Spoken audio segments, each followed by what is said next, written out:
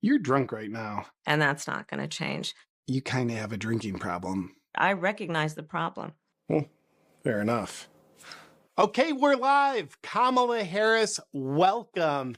And I see you brought your emotional support dog with you today, which is great. Before I came in, your campaign staff out there gave me this list of really great softball questions that I'm allowed to ask. Help stay true to the spirit of journalism, so thanks for that. Thought I might stray from the list just a tiny little bit. Now, I think you'd agree this is an intense election. Like recently, your political opponent, President Trump, was almost assassinated. And I am sure y'all at the White House are working tirelessly to find out who orchestrated this whole thing. Y'all have any leads about who did it? We did it. What? Who did? Joe Biden and I, to be honest. Really?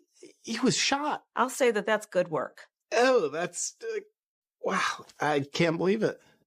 Do you feel any remorse? No, not at all. Oh. There's more to do, but that's good work. Wait, so you would try it again? Yes, I would. Seriously? I would. I think... Well, obviously, the guy you used on the first try wasn't successful. So who would you use on the next attempt? No one in particular. But I'm sure you've discussed who it might be. Did you talk to Hillary? She have anything to say about it? Oh, she had a lot to talk about. She had a lot. Of course she did. When did you talk to her? It was a Sunday. Good God, that's even more demonic.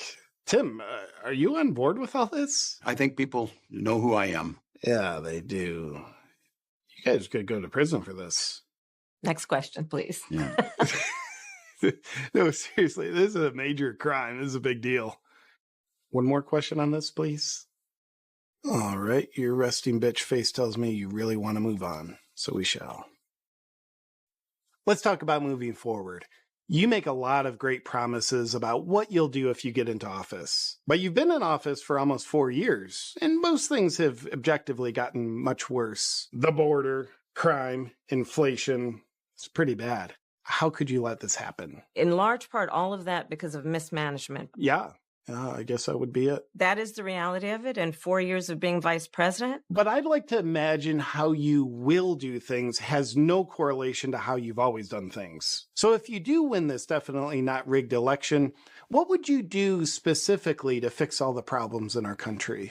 Let me be very clear. Mm-hmm. When we do what we have done, I believe it is very important that we take seriously what we must do and how it does so matters. And to do that, we can do what we have accomplished thus far. But I will say this. So I'm very clear about where I stand. My values have not changed. I kept my word and I will keep my word. When we do what we did, which is part of the American dream. It sounds like a very well thought out strategy. If you win, will that be like a bill you sign or something? I will make sure that it comes to my desk and I would sign it. Very good. Now that we clearly understand how exactly you'll turn the country around. Tim!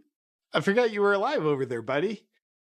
As governor, the accomplishment you're most known for is getting tampons into all the boys' restrooms in schools. We did it in Minnesota. You sure did. And you did it when nobody else wanted to. People were saying things like, it's unnecessary or it's a stupid idea. But you knew the importance of it. And presumably, this came from your positive exposure to tampons during your formative years as a boy.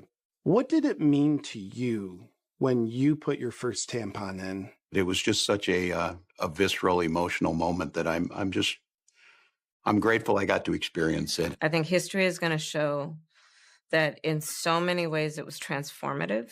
Yes, I think we're all touched by Tim's bravery around tampons. But now let's close with some rapid fire questions.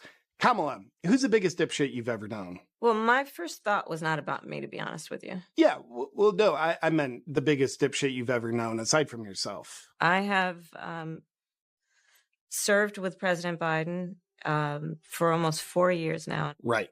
Now, you've known the Obamas for a while now. Did Michael confide in you when he wanted to transition to being a Michelle? And the phone rang, and he told me what he had decided to do. And I asked him, "Are you sure?" What'd he say? And he said, "Yes." Fantastic. Now, Madam Vice President, on the monitor, you can see you in the process of sleeping your way to the top by way of a photograph of you with Montel Williams and another side girl. Have you seen this photograph before? But I did see that photograph, and I was deeply touched by it. The left criticizes Trump for sleeping with side girls, but you are a side girl running for the same presidency. How does that feel? It's very humbling. It's very humbling in many ways. Do you have any morals? No, not at all. Not at all. Fair enough. Kamala and Tim, you both come across so well on camera. Fantastic, actually. Thank you for taking the time to sit down and just be so interesting. Thanks for having us. Thank you, Dana. Thank you. What? Tim Walz is thanking me? What an honor. You know what, Tim? You're welcome. And thank you for all your service overseas.